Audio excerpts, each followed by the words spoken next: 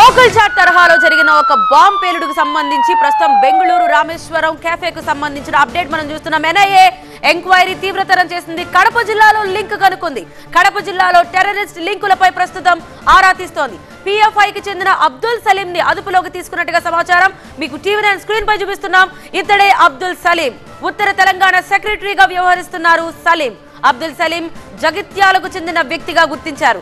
25 రోజుల క్రితం మైదుకూరు నుంచి వచ్చాడు అబ్దుల్ సలీం. మైదుకూరులో అనుమానాస్పదంగా ఫోన్లో మాట్లాడుతూ ఉండడంతో ప్రస్తుతం దర్యాప్తు వేగవంతం చేసిన ఎన్ఐఏ అధికారులు అతన్ని అదుపులోకి తీసుకున్నట్టుగా తెలుస్తోంది.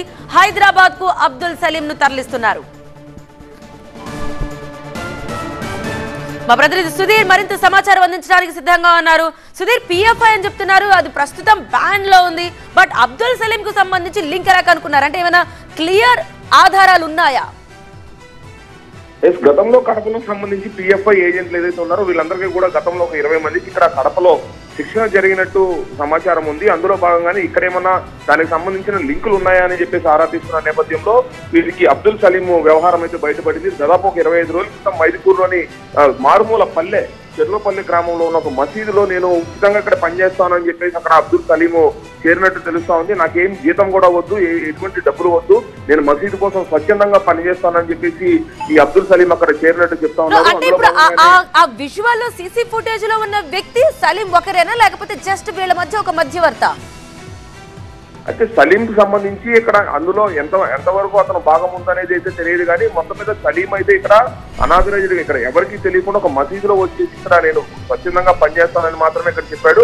అతను శాటిలైట్ ఫోన్ ఏదైతే నెట్ ఆన్లైన్ కాల్స్ లో మాట్లాడుతూ ఉన్నాడో అక్కడ 200కి అనుమానం రావడంతో వాళ్ళు పోలీసులకు సమాచారం ఇవ్వడం, అనంతరం ఎన్ఐఏ ఏజెంట్లు కూడా అక్కడికి రావడం, అతను అదుపులోకి తీసుకోవడం జరిగింది.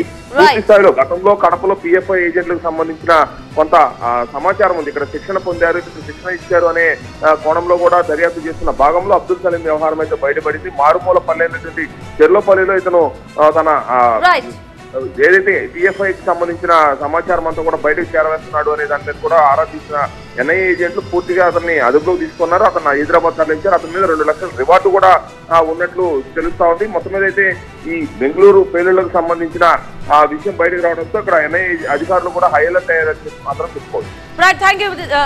డీటెయిల్స్ అందించినందుకు. ఇక విజయవాడలో 2వ రోజు